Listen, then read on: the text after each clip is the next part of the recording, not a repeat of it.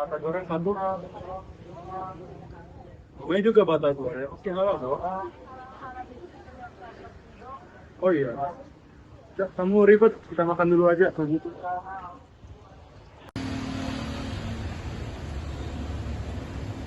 Nah, Nis, bukan ini yang kamu cari tadi ya? Iya, iya. Ya udah kita makan dulu aja yuk.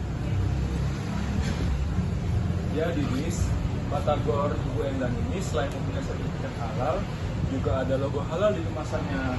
Jadi, Batagor Ibu Endang ini udah termasuk salah satu kriteria UMKM di Indonesia dan pastinya aman untuk dikonsumsi. BTW, kenapa Batagor itu harus mempunyai sertifikat halalnya ya? Ya udah, sini aku jelasin.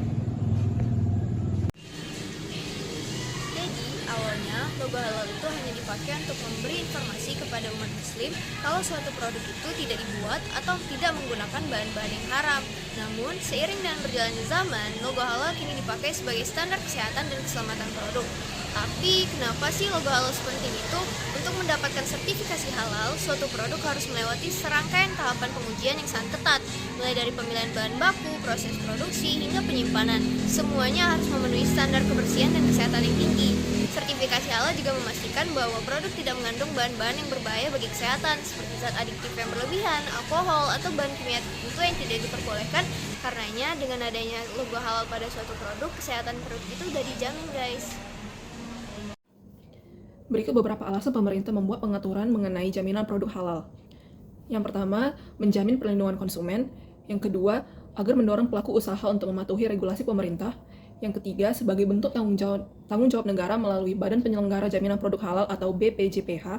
Dan yang keempat adalah untuk meningkatkan nilai ekonomi. Perbedaan Undang-Undang Pengaturan Jaminan Produk Halal yang lama dengan yang baru. Undang-Undang Nomor 33 Tahun 2014 mewajibkan semua produk yang beredar di Indonesia untuk memiliki sertifikat halal.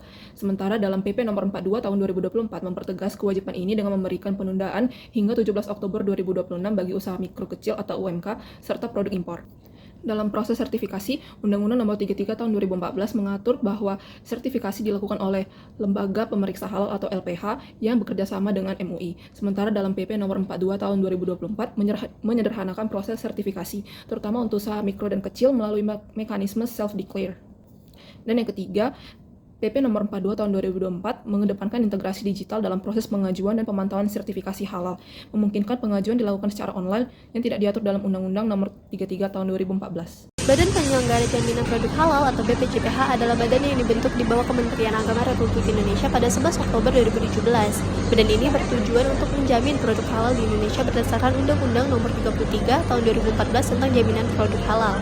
Untuk memperoleh sertifikat halal, pelaku usaha dapat mengajukan permohonan sertifikasi halal kepada BPJPH dengan mengisi formulir permohonan sertifikat halal dan mengisi sejumlah dokumen.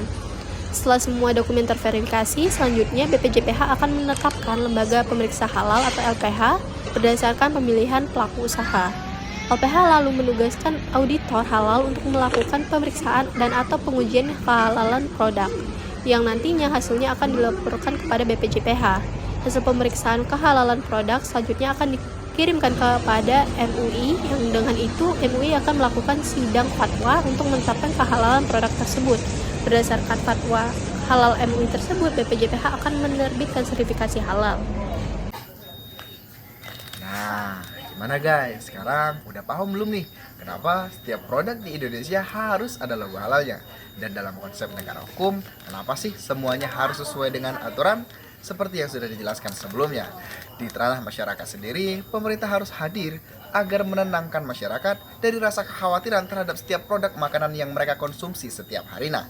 Dan juga dalam konsep negara hukum, setiap peraturan haruslah dipatuhi dengan sebaik-baiknya. Agar apa? Agar menimbulkan ketertiban dan keamanan di masyarakat dan juga khususnya bagi pedagang di UMKM ataupun pedagang-pedagang besar lainnya. Dengan demikian, video kami telah usai untuk mampu menjelaskan kenapa ada produk halal, kenapa harus produk tersebut dinamakan dengan logo halal, dan bagaimana prosedur dan regulasi mendapatkan logo halal itu sendiri. Demikian yang dapat kami sampaikan. Terima kasih. Wassalamualaikum warahmatullahi wabarakatuh.